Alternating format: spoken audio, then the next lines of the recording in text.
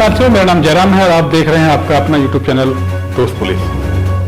दोस्त पुलिस एक ऐसा चैनल जो पुलिस और पब्लिक के बीच सामंजस्य बैठाने का पूरा प्रयास करती है, क्योंकि पुलिस और पब्लिक के बीच जब अच्छा तालमेल होगा तो पुलिस की आंख में चूंकि पब्लिक होती है तो पब्लिक के साथ अच्छा सामंजस्य बैठे। नमस्कार साथियों, मेरा नाम जयराम है और आप देख रहे हैं आपका अपना यूट्यूब चैनल दोस्त पुलिस। दोस्त पुलिस एक ऐसा चैनल जो पुलिस और पब्लिक के बीच सामंजस्य बैठाने का पूरा प्रयास करती है, क्योंकि पुलिस और पब्लिक के बीच जब अच्छा तालमेल होगा तो पुलिस की आंख में चूंकि पब्लिक होती है तो पब्लिक के साथ अच्छा सामंजस्य बैठे, अच्छा तालमेल बैठे, उसको लेकर हमारे यूट्यूब चैनल हमने तैयार किया है। इसमें अलग अलग तरह के लोग हम इंटरव्यू करते हैं, संबंधित केवल पुलिस से हो, ताकि क्राइम पे सबके सहयोग से, सबके मेलजोल से कंट्रोल जल्दी से जल्दी किया जा सके। और ये है भी कि पुलिस की आंख नाक चूंकि हम लोग ही होते हैं, पब्लिक होती है, तो मैं सबसे पहले मैं आपसे रिक्वेस्ट करता हूं कि पुलिस की आंख नाक बने, पुलिस को सहयोग करें ताकि देश से क्राइम को पूरी तरह से खत्म किया जा सके। आज हमारे बीच थाना निहाल विहार के मुकेश जी, उनसे हम चर्चा करेंगे कि उनका पुलिस में आगमन कैसे हुआ और अभी तक उन्होंने क्या क्या अपने जीवन में कारनामे किए हैं पुलिस में रहते। तो चर्चा करते हैं। मुकेश जी, बहुत बहुत स्वागत है आपका। मुकेश जी, कहाँ से अपने स्कूलिंग पढ़ाई वगैरह की आपने?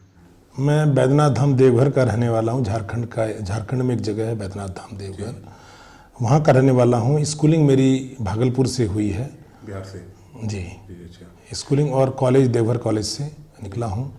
फिर 1997 बैच का सब इंस्पेक्टर हूँ। भर्ती होने के बाद दिल्ली पुलिस में आ गया था। तो झारखंड से दिल्ली आगमन इतना दूर कैसे? बीच में स्टाफ सर्विस कमीशन एग्जाम दिया था, उसमें सिलेक्शन होने के बाद में दिल्ली पुलिस ज्वाइन कर लिया।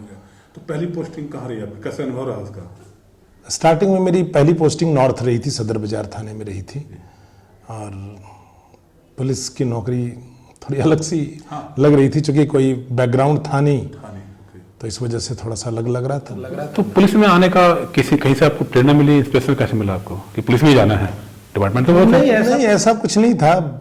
स्टाफ सिलेक्शन कमीशन दिया था एग्जाम और पुलिस की नौकरी लग गई तो मैं पुलिस में आ गया। अदरवाइज सिलेक्शन और बैंक वगैरह में भी हुआ था, लेकिन चूंकि पुलिस की नौकरी थोड़ी सी एडवेंचरस है, थोड़ी सी अलग लग रही थी, तो पुलिस ज्वाइन कर लिया। सबसे पहला जो आपने ज्वाइनिंग की सदर थाने में, वहाँ की पहले कोई घटना आपको याद है जो आपको याद हो कि हाँ वहाँ ऐसे मेरे साथ ऐसा घटना या हमने कोई ऐसा केस सोल्व किया था पहली बार जो आपको याद आता? पहला केस मेरा था, 3 चोर एकाएक पकड़ा था हमने, और उस वक्त हमें उतना काम वाम भी नहीं आता था। फिर लोगों से पूछताछ करके उसको फिर अरेस्ट किया था, अरेस्ट करके कोर्ट में पेश किया था। अब हम लोग तो कभी कोर्ट में जाना भी नहीं हुआ था पहले, तो थोड़ा हमारे लिए नई चीज़ थी ये सारी चीज़ें। बाकी कई केस वहाँ सॉल्व किया था सदर बाजार में। उसके बाद फिर तिमारपुर पोस्टिंग रही थी, तिमारपुर काफ़ी हैवी थाना था। तो कोई ऐसा बड़ा केस जो आपको लगता है कि हमारे लिए बड़ा मुश्किल था लेकिन हम उसको सोल्व कर पाए अभी तक के जीवन में? इस तरह से एक नहीं, बहुत सारे केसेस हैं।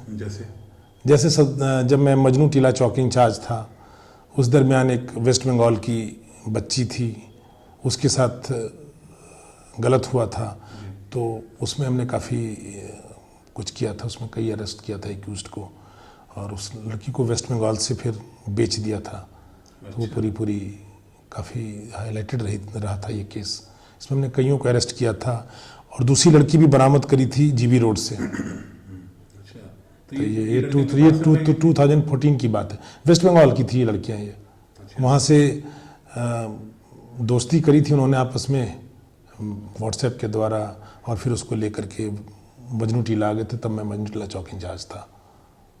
कैसे, क्या उसकी कंप्लेंट की गई थी आपको, क्या कैसे हुआ था? हाँ, मैं मजनू टीला चौकी में बाहर खड़ा था, उसी दरमियान वो लड़की आकर के काफ़ी रोने लगी। तो मैंने पूछा तो उसकी लैंग्वेज भी ठीक से समझ नहीं आ रही थी।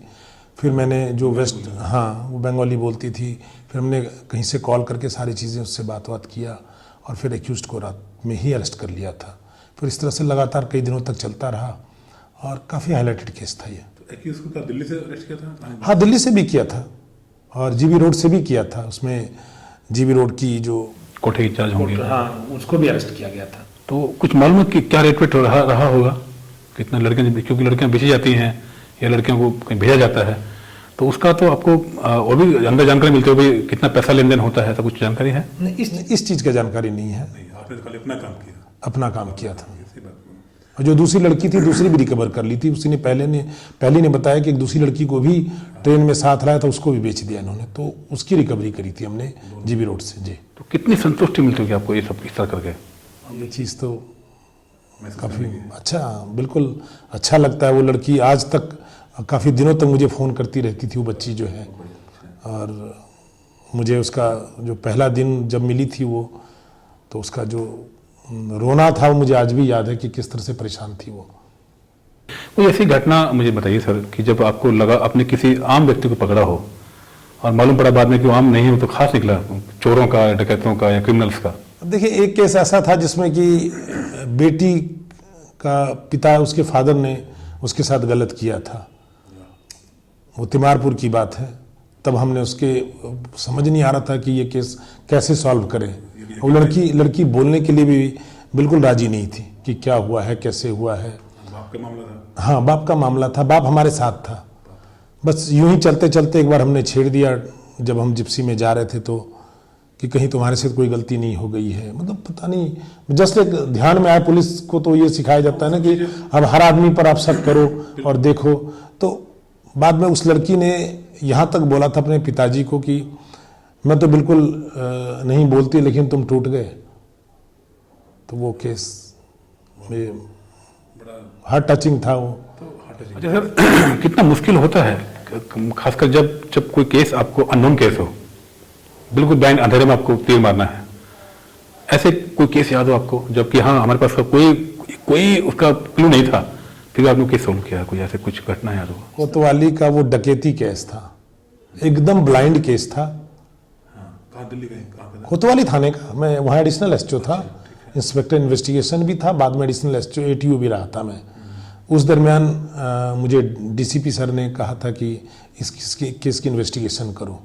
उसमें बिल्कुल अंधेरे में था। 18 लाख रुपए की लूट हुई थी, और वो लाल किला के जस्ट सामने ओल्ड लाजपत राय मार्केट है, वहाँ से संजोग से ढूंढते ढूंढते एक मोबाइल मिल गया था। मोबाइल को ट्रेस पिक करते करते उस मोबाइल से फिर हमने एक चोर, रात को एक डकैत को पकड़ा।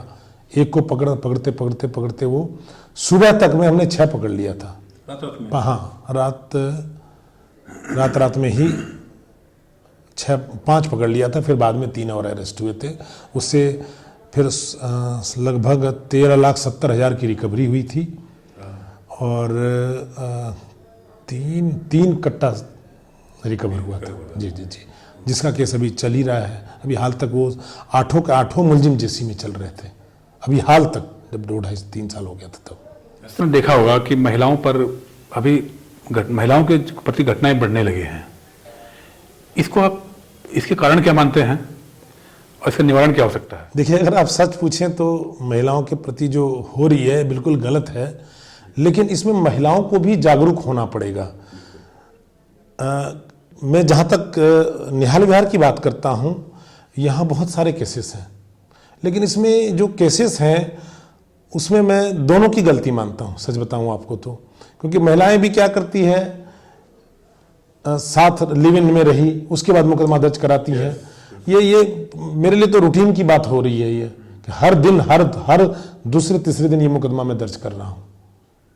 और फिर बड़ा मुश्किल होता है यहाँ डिसाइड करना कि कौन गलत है कौन सही है। ये आजकल खूब चल भी रहा है। ये खूब चल रहा है यहाँ तो, खासकर बहुत ज़्यादा है।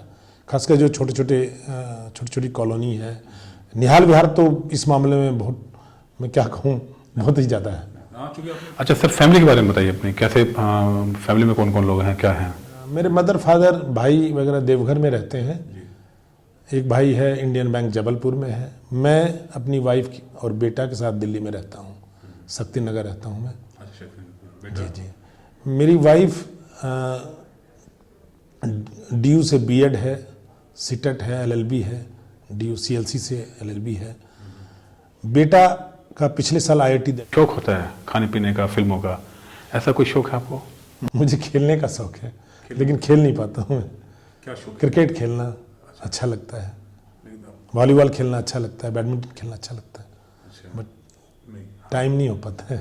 एक आप सोचिएगा जरा कि जो हमारी सिक्योरिटी बॉर्डर पे रहती है, जो आर्मी को, BSF हो, CRPF, कोई भी फोर्स हो, उनको पता है कि हमारा टारगेट ये है, बीच में कोई नहीं है, कि वो सामने टारगेट है, हम हैं, मारना है मरना है। आप लोग चूंकि पब्लिक के बीच में रहते हो, पब्लिक के बीच से आपको किसी को पकड़ के लाना है या टारगेट करना है बिना आस पड़ोस को क्षति पहुंचाए, ये कितना मुश्किल होता है, कैसे कर पाते हैं? देखिए, ये मुश्किल तो है, लेकिन अभी तक का जो मेरा एक्सपीरियंस है, प्यार से समझा करके, कभी गुस्से में आ करके, कभी डांट डपट करके भी हम इसको सॉल्व करने की कोशिश करते हैं। कई बार पब्लिक गैदरिंग हो जाती है, भीड़ हो जाती है, उस दरमियान भी लोगों को कन्विंस कर लेते हैं कि देखिए ये मुलजिम है, इस केस का मुलजिम है, इसलिए हम इसको लेके जा रहे हैं। तो लोग पुलिस के नाम पर बहुत ज़्यादा विरोध नहीं करते हैं, उनको फैक्ट से अवगत कराते हैं कि ये चीज़ है और इसमें ज़रूरी है। अगर आपको कुछ फर्दर क्वेरी, अगर बहुत ज़्यादा भीड़ लगती है तो हम फर्दर क्वेरी है तो आप थाने आ जाइए, आप कुछ भी पूछ सकते हैं, आप अपने एडवोकेट को ले आइए। अच्छा, जो इलाके की जनता है उससे आप अगर दो शब्द कहना चाहें, कोई अपील करना चाहें, कैसे क्या अपील करेंगे? देखिए, पब्लिक से मैं जो लोग यहाँ पर आते हैं, कई बार मैं इस समाज से आया हुआ हूँ, मैं इससे आया हुआ हूँ, मैं RWA से आया हुआ हूँ, तो मैंने सबको एक ही बात कही है कि आप ना बच्चों को अवेयर करें, जागरूक करें कि जो गलत चीज़ों में पड़ जाते हैं, नशे में आ जाते हैं, अभी से शराब पीने लगते हैं, चरस, अफीम, पता नहीं किस किस चीज़ों में पड़ जाते हैं। और ख़ासकर अभी बच्चों के मामले में इतना सावधान भी नहीं होते, उनको पता भी नहीं होता है कि लड़कियों के साथ भी अगर किस तरह का पॉक्सो जैसी जुर्म में फंस जाते हैं ये, और फिर एक बार अगर फंस गए तो निकलना मुश्किल हो जाता है। तो लोगों को अवेयर करने की कोशिश करते हैं, सावधान करने की कोशिश करते हैं। कई बार ब्रीफिंग अगर लेते हैं पब्लिक की तो उस वक्त भी हम जा करके उनको बताते हैं कि भाई अपने बच्चों को अब हम लोग तो गार्जियन को बोल सकते हैं, आप एक आदमी अगर 10 आदमी को भी समझा सकता है। अब हमारे पास देखिए, खासकर ऐसे थानों में वक्त नहीं होता है, टाइम की बड़ी दिक्कत होती है, क्योंकि हर समय यहाँ कुछ ना कुछ है यहाँ पर। अच्छा, इलाके में कंट्रोल हो, क्राइम ना हो, उसके लिए आप जनता से क्या अपील करेंगे? देखिए, मैं पब्लिक को यही कहूँगा कि अगर किस तरह का क्राइम होता है तो उसकी इन्फॉर्मेशन थाने में अवश्य दें, उसे अपने पास ना रखें। और साथ साथ अगर कोई क्रिमिनल टाइप का कोई लोग आपके यहाँ एरिया में रह रहा है या कोई क्राइम कर रहा है तो उसमें भी आप चुप ना रहें, आपका नाम डिस्क्लोज भी नहीं किया जाएगा, आप उसकी इन्फॉर्मेशन पुलिस को अवश्य दें। अच्छा, लोग अक्सर डरते हैं थानों में जाते हुए, बताते हुए, इसको आप कैसे बोलना चाहोगे पब्लिक के लिए? मुझे तो नहीं लगता डरते हैं पुलिस। मैं तो देखता हूँ कई बार लगातार बैठा रहता हूँ, 3 बजे से रात 11 बजे तक पब्लिक की लाइन लगी रहती है और एक एक करके मैं सुनता रहता हूँ। जितना जो सॉल्व कर सकता हूँ मैं पूरी कोशिश करता हूँ सॉल्व। तो बहुत सारे व्यवहार पे डिपेंड करता है ना, ऑफिसर के केवल व्यवहार पे डिपेंड करता है। तो मैं यही चाहता हूँ, मेरा जो अपना है कि मैं यही चाहता हूँ जो मैं सॉल्व कर सकूँ यही हो जाए, कहीं ऊपर ना जाना पड़े उनको। दोस्त पुलिस चैनल का हम बहुत आभारी हैं कि वो पुलिस से लाइजन बना करके और लोगों के बीच समन्वय बिठा रही है और लोगों को संदेश दे रही है कि पुलिस किस हिसाब से काम कर रही है, और पुलिस के जो काम करने का तरीका है वो लोगों को अवगत भी करा रही है। Thank you so much sir. Thank you very much Mukesh Kumar ji, बहुत अच्छा आपने बेबाक जवाब दिया बातों का, और हम उम्मीद करते हैं कि आप जिस तरह काम कर रहे हैं करते रहेंगे और देश में, दिल्ली में, आपके इलाके में क्राइम ना हो उसके लिए हम दुआ भी करते हैं। तो ये तो मुकेश कुमार जी हैं जिन्होंने बहुत ही शानदार तरीके से हमारे सवालों का जवाब दिया, और हम भी आपसे अपील करते हैं, रिक्वेस्ट करते हैं कि पुलिस की आंख नाक कान बनिए, पुलिस को सहयोग कीजिए, पुलिस की सहायता कीजिए, क्योंकि आप हैं तो ही पुलिस कुछ कर पाएगी। धन्यवाद आज के लिए। फिर एक और नए ऑफिसर से मुलाकात होगी, तब तक के लिए नमस्कार।